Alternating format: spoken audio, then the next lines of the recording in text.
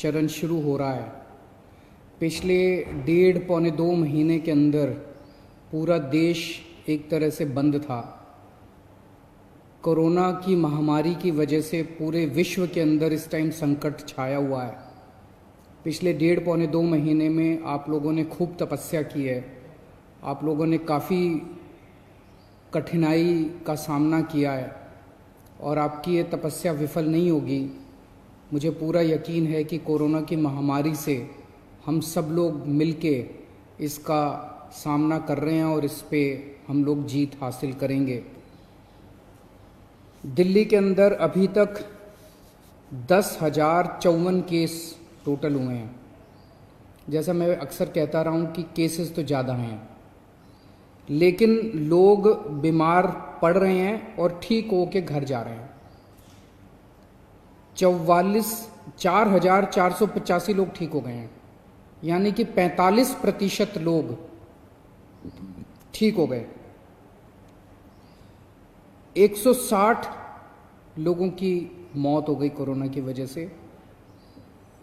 नहीं होनी चाहिए थी, कोशिश कर रहे हैं हम एक एक व्यक्ति की जान बचाने की, लेकिन एक औसतन तौर पे देखा जाए दुनिया के पॉइंट ऑफ व्यू से और हमारे देश के अंदर अन्य राज्यों में जो है, तो इतने मामलों में जो मौत हुई हैं वो अन्य राज्यों की और अन्य देशों की अपेक्षा कम है, लेकिन हम कोशिश करते हैं एक एक व्यक्ति की जान बचाने की। अब कोरोना अगले 1-2 महीने में तो ख़त्म नहीं होने वाला। जब तक इसकी वैक्सीन नहीं आएगी तब तक ख़त्म नहीं होने वाला। तो जैसा मैं कई बार अक्सर कहता रहा हूँ कि कोरोना के साथ अब अपने को अपनी ज़िंदगी चलाने की आदत डालनी पड़ेगी। कोरोना भी रहेगा और अपनी ज़िंदगी भी चलेगी। लॉकडाउन परमानेंटली नहीं रह सकता। 1.5-2 महीने जो लॉकडाउन रहा, इस समय का हम सब लोगों ने, दिल्ली सरकार ने अपनी तैयारियां करने के लिए इस समय का इस्तेमाल किया। जब कोरोना आया था भारत में, हमारी बिल्कुल तैयारियां नहीं थी। हमारे पास टेस्टिंग किट नहीं थे, हमारे पास अस्पताल नहीं में इसका इंतज़ाम नहीं था, हमें पता नहीं था कोरोना में क्या क्या तैयारियां करनी है। लेकिन पिछले 1.5-2 महीने के अंदर अब हमने कोरोना के लिए अलग से अस्पताल नामांकित कर दिए, अलग से बेड लगा दिए, वेंटिलेटर का इंतज़ाम कर लिया, ऑक्सीजन का इंतज़ाम कर लिया, पीपी किट का इंतज़ाम कर लिया, टेस्टिंग किट का इंतज़ाम कर लिया। अब हमें अपनी अर्थव्यवस्था को धीरे धीरे खोलने की दिशा में बढ़ना है। एकदम से भी नहीं खोल सकते, अब धीरे धीरे हमें खोलने की दिशा में बढ़ना है। कल केंद्र सरकार ने इस बारे में कुछ गाइडलाइंस जारी की हैं।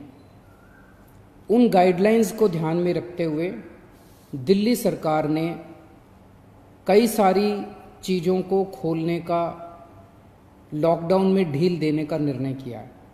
पहली चीज़ कि लॉकडाउन 31 मई तक जारी रहेगा, ऐसा केंद्र सरकार का आदेश है। लेकिन इस लॉकडाउन में कई सारी ढील दी जाएंगी। पहले मैं आपको ये बता दूं कि क्या क्या अलाउ नहीं होगा दिल्ली के अंदर। मेट्रो नहीं चलेगी, सारे school, college, coaching institute, training institute सब बंद रहेंगे, सारे होटल बंद रहेंगे, सारे cinema hall, shopping mall, gymnasium, swimming pool, entertainment park, theatre, bar, auditoriums, assembly halls, ये सब बंद रहेंगे। Social, political, sports, entertainment, academic, cultural, religious या किसी भी तरह की बड़ी गैदरिंग्स ये नहीं हो पाएंगी, ये अलाउड नहीं होंगी। कोई भी धार्मिक स्थान या रिलीजियस प्लेस या प्लेसेस ऑफ वर्शिप बंद रहेंगे। कोई भी रिलीजियस गैदरिंग अलाउड नहीं होगी। बार्बर, स्पा और सैलून ये अभी फिलहाल बंद रहेंगे। शाम को 7 बजे से सुबह 7 बजे तक घर से निकलना अलाउड नहीं होगा, केवल एसेंशियल सर्विसेज के लिए अलाउड होगा।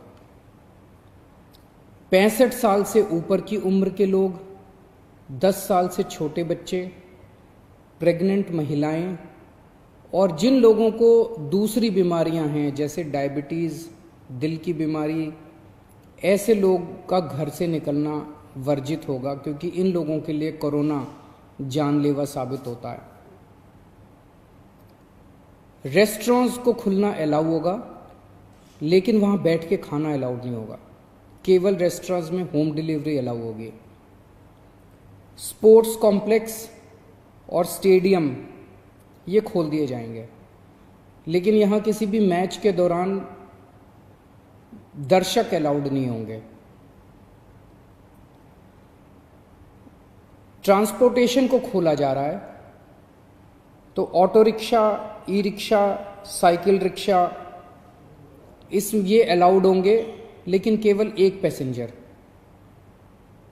टैक्सी, कैब्स ये अलाउड होंगे, लेकिन केवल 2 पैसेंजर्स।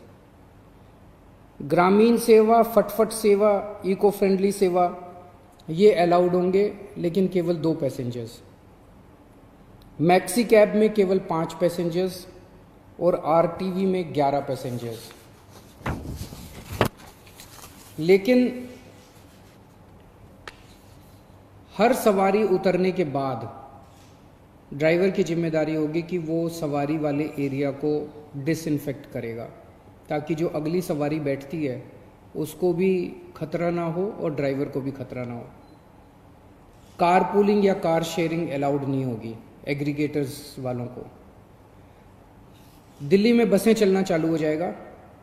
एक बस में 20 से ज़्यादा पैसेंजर्स अलाउड नहीं होंगे।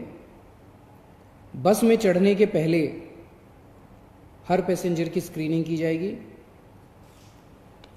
और हर बस स्टॉप के ऊपर ट्रांसपोर्ट डिपार्टमेंट की जिम्मेदारी होगी कि सोशल डिस्टेंसिंग मेंटेन करे, बसों के अंदर भी और हर बस स्टॉप के ऊपर भी। व्हीकल्स और इंडिविजुअल्स का मूवमेंट अलाउड होगा पूरे दिल्ली में। 4 व्हीलर्स के अंदर 2 पैसेंजर से ज़्यादा अलाउड नहीं होंगे और 2 व्हीलर के ऊपर पीछे बैठ के सवारी अलाउड नहीं होगी, पीछे पिलियन राइडर अलाउड नहीं होगा। सभी सरकारी और सभी प्राइवेट दफ्तर खुल जाएंगे अपनी पूरी स्टाफ के साथ, लेकिन कोशिश ज़्यादा से ज़्यादा प्राइवेट ऑफिस वाले ये करें कि ज़्यादा से ज़्यादा लोग घर में जितने काम कर सकते हैं वर्क फ्रॉम होम रहे। सभी मार्केट्स खुल जाएंगे, लेकिन जो मार्केट्स और मार्केट कॉम्प्लेक्सेस हैं वहाँ पे दुकानें ऑड इवन के हिसाब से काम करेंगी। आधी दुकानें एक दिन खुलेंगी, आधी दुकानें दूसरे दिन खुलेंगी, लेकिन जो एसेंशियल आइटम्स की दुकानें हैं वो रोज़ खुलेंगी। जितने स्टैंड अलोन शॉप्स हैं, नेबरहुड शॉप्स हैं, रेजिडेंशियल कॉम्प्लेक्सेस में शॉप्स हैं, वो सारी खुलेंगी, लेकिन हर शॉप में सोशल डिस्टेंसिंग मेंटेन होगी और सोशल डिस्टेंसिंग मेंटेन करने की जिम्मेदारी दुकानदार की होगी।